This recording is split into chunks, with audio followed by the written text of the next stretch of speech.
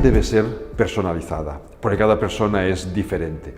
Pero eso no significa que debamos hacer un diseño curricular específico para cada alumno. Lo que hay que hacer es generar un ambiente en el que todos los alumnos se sientan integrados. Una especie social. Somos una especie que individualmente no sobreviviríamos, sobrevivimos porque estamos con otras personas, porque nos apoyamos en los demás se apoyan en nosotros, tejemos redes entre nosotros. Por eso nos gusta estar con otras personas, por eso notamos placer, por compartir ratos con otras personas. Pero yo quiero que aprendan. Si yo me relaciono con ellos pensando, hoy aprenderemos todos cosas diferentes, por supuesto, el rol del profesor es y debe seguir siendo diferente al rol de los alumnos. Es el eje central que organiza toda la vida de aprendizaje común. Pero también aprende de sus alumnos y con sus alumnos. Si estamos convencidos de ellos, estamos activando en sus cerebros redes neurales de aprender. No es que se pongan a aprender todos de golpe, pero ya estamos abriendo una pequeña ventana para que todo aquello que les queramos comunicar, si usamos una estrategia adecuada, unos materiales motivadores, etcétera, etcétera, llegue mucho más fácil a sus cerebros y se implante con mucha más eficiencia. ¿Por qué sucede eso? Porque en nuestro cerebro tenemos unas neuronas, se llaman neuronas de espejo, que se activan de la misma manera cuando realizamos una cosa que cuando la vemos realizar otra persona. Yo veo a una persona motivada y noto una cierta motivación. No es que me motive de golpe, necesito algo después interesante para terminar de que cuaje esa motivación, pero lo tengo un poquito más fácil. Yo veo a un profesor motivado y sus alumnos se motivan con mucha más facilidad. Yo veo a un profesor con ganas de aprender y veo que sus alumnos aprenden con más facilidad. Un profesor que también se siente evaluado cuando evalúa a sus alumnos, les está transmitiendo un mensaje muy distinto a aquel profesor que se pone en un plano completamente diferente que el profesor que usa la evaluación. Antes salían esas estadísticas tan bonitas, solo para ver qué han aprendido sus alumnos. Hay un aspecto emocional también detrás de todo esto. Las emociones son patrones de conducta que se ponen en marcha cuando necesitamos responder rápidamente a un cambio en nuestro entorno. Es lo que nos permite sobrevivir. Las emociones son clave para sobrevivir. No son reflexivas, son irreflexivas. Después podemos racionalizarlas, reflexionar sobre ellas y reconducirlas, pero se generan automáticamente, preconscientemente, para responder con rapidez cuando hay una situación que requiera inmediatez. Emociones hay muchas, pero hay varias que son básicas y transversales. El miedo, la ira, el asco, la alegría, la sorpresa. Las emociones son tan importantes que cualquier aprendizaje que tenga emociones asociadas, el cerebro lo interpreta como, si hay emociones, es que eso es muy importante. Así que más me vale guardarlo bien para después usarlo con la máxima eficiencia posible. Y si no hay emociones, se puede aprender, sí, por repetición, pero jamás queda tan eficientemente implantado en el cerebro. Todas las emociones se generan en las amígdalas. El miedo genera una descarga hormonal para que podamos huir. La sorpresa activa una zona central del cerebro, que es el tálamo, que es el centro de la atención. La sorpresa activa la atención. Y la atención es importante para aprender aquí y ahora. Es ese pequeño punto de estrés moderado que nos ayuda a fijarnos en aquello que vamos a hacer. Además, el tálamo, junto con otras zonas del cerebro, forma parte de los circuitos de motivación. Y la motivación es importante para aprender a lo largo del tiempo. Atención para ahora, motivación para continuar aprendiendo. Como especie, no tenemos ni uñas afiladas, ni colmillos largos para defendernos, ni unos brazos suficientemente fuertes para trepar rápido a un árbol, ni unas piernas suficientemente potentes para salir huyendo de un depredador. ¿Cómo sobrevivimos como especie? Porque nos adaptamos, porque aprendemos. Aprender es clave. Genera placer, genera diversión para mantener este circuito en marcha. El juego debería ser el elemento transversal en cualquier aprendizaje, pero hay que entenderlo bien. Jugar es un juego, pero el juego, viendo la actividad del cerebro cuando estamos jugando, es un concepto mucho más amplio. El juego implica poder repetir una cosa tantas veces como haga falta, añadiendo o cambiando pequeñas cositas para no caer en el tedio a cada repetición, pasándonoslo razonablemente bien cada vez que lo repetimos y haciéndolo cada vez un poquito mejor, es decir, aprendiendo algo a cada repetición. Pensad en cualquier juego de adultos, al parchís, el dominó, al póker, es igual, cumple con esto. Jugamos muchas veces, cada vez jugamos un poquito mejor. Normalmente nos lo pasamos bien porque estamos con otras personas jugando, toda la parte social, cooperativa de los aprendizajes. Bueno, esto debería ser, claro. En los niños a través del juego. El juego es la forma instintiva que tenemos de aprender. Aprender es un instinto, pero la forma instintiva de satisfacer este instinto es a través del juego. El juego, los niños no juegan para divertirse, juegan para aprender. Lo que sucede es que aprender está asociado a diversión, a placer. Juegan para aprender, lo que aprenden provoca placer y esto les estimula a volver a jugar para volver a aprender. El juego debería estar presente en todos los procesos de aprendizaje. Aprendemos de quienes confiamos y no queremos saber nada de aquellas personas de las que desconfiamos por si acaso nos quieren tomar el pelo. Bueno, esto debería ser la cara transversal en la familia, en la sociedad, dentro del centro educativo.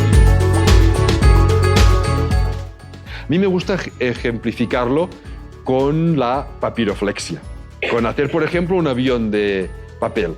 No sé si tenéis por aquí papeles que podáis dar y os lo demuestro. Vale, pues mira, os reparten a cada uno un trozo de papel. Yo tengo el mío, ¿vale?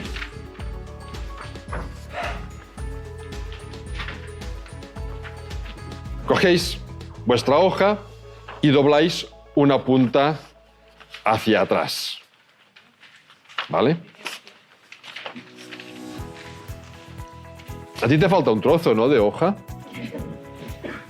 Qué mala suerte, ¿no? Bueno, ¿qué le vamos a hacer? A ti te falta un trozo. ¿Todos teníais la hoja rectangular? No. Mira como los genes, cada uno tiene sus propios genes, cada uno tiene su hoja, ¿no? Bueno, ahora dobláis la otra punta, la punta que ha quedado aquí arriba, la dobláis, no sé cómo enseñarlo muy bien, para que se vea, pero la dobláis hacia abajo de forma que quede, pues no sé, como una casita. Bueno, a algunos os queda un poco un churrillo, porque tenéis la hoja mal cortada. Lo dobláis, ahora sí, por la mitad, para que vaya cogiendo forma de avión. Hacemos las alas, ya no sé cómo enseñarlo, pero... Y si hacéis un par de cortes en el ala, por la parte de atrás, y lo subís, pues tenéis los alerones. ¿Vale? ¿Os ha salido todos más o menos así? Bueno, a ti te falta un trozo de ala. Claro, a ver, si ahora probamos si vuelan bien o no, lo podemos probar. Seguro que hay aviones que vuelan mejor que otros, porque todos lo habéis doblado. El tuyo es el más feo, con perdón, de avión. Claro, ¿cuál es el problema? El problema es que todos habéis seguido mis instrucciones al pie de la letra, cuando resulta que teníais distintas formas de papel. Si esto lo comparamos con el cerebro y la educación, cada cerebro es diferente. La educación lo que hace es sacar provecho de este cerebro, doblándolo. No lo dobla físicamente, pero sí hace conexiones físicas para que funcione de la mejor manera posible. Si a todo el mundo lo educamos de la misma manera, sucederá esto. Habrá algunas personas que les funcionará muy bien la educación porque se adaptará a su cerebro y otras que no les funcionará nada bien. La educación tiene que ser tan personalizada como sea posible para sacar el máximo provecho. Si esto es que os falta un trozo de avión, hubieses hecho un doble primero para que quedase un rectángulo, a partir de ese rectángulo sería un poco más pequeño, pero hubiese salido exactamente un avión que volaría bien. Bueno, pues si os parece podemos probar si vuelan, lo hacemos todos a la vez, ¿vale? Cuento hasta 3, 1, 2 y 3.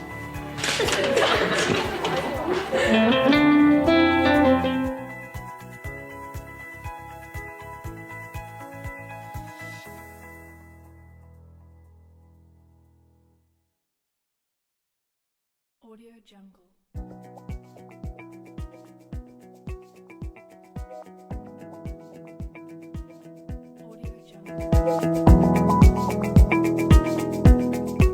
El motivo es que se tiende a hacer pasar todos los alumnos por un mismo patrón educativo cuando cada persona es diferente. Una escuela creativa es una escuela que precisa de más espacios, de más tiempo para que los alumnos desarrollen todo este Las potencial. calificaciones finales de un aprendizaje, el hecho de haber sacado buena nota o mala nota, ahí fácilmente se puede producir esta disociación. Hay alumnos brillantes que siempre sacarán buenas notas, que siempre se verán recompensados por este entorno y que irán muy bien. Pero hay alumnos que les cuesta mucho más. Si yo solo valoro la calificación final, me arriesgo a que pierdan este placer porque total, ¿para qué aprender si mi entorno me está repitiendo constantemente que no lo estoy haciendo bien? Que como cuando aprendemos una palabra, pues ¿para qué me va a servir si tampoco no lo estoy haciendo suficientemente bien? ¿Qué es lo importante, por lo tanto?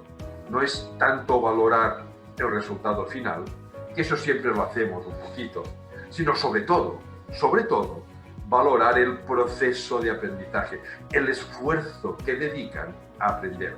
Aunque al final no consigan los objetivos tan bien, tan claros como nosotros a lo mejor queríamos. Pero el esfuerzo, cuando son niños y niñas, cuando son pequeños, el esfuerzo siempre está ahí. Es valorar ese esfuerzo. Aprender no es solo memorizar una serie de cosas, es ser consciente de todo aquello que has visto. Que cuando hacemos un aprendizaje, lo dejamos reposar y después generamos un estrés tiempo después asociado a ese aprendizaje, lo que hace este estrés es disminuir la eficiencia de lo que habíamos aprendido antes. Y esto nos genera una paradoja inmensa, los exámenes. Exámenes, pruebas, controles, da igual el nombre que le pongamos. El examen se hace después, tiempo después. Muchas veces genera un cierto estrés. Un puntito de estrés en el sentido de activación cerebral es bueno para que puedan sacar todo lo que han aprendido, pero pasarse de frenada con este estrés, lo que hace es que a lo mejor te contestan muy bien el examen a costa de perder parte de lo que han aprendido antes, de perder en eficiencia. La evaluación es terminal, finalista, te pongo una nota, aquí el juego se termina de golpe. La evaluación debe ser, bueno, ya se habla de la evaluación continua, pero hay que ponerla en práctica constantemente. Una evaluación no es, aquí tienes la nota. Una evaluación es, ahora sabemos hasta aquí, vamos a seguir mejorando. Y vamos a seguir mejorando, y vamos a seguir mejorando, hasta que se alcance el nivel que creemos adecuado, sea cual sea, que no sea nunca finalista.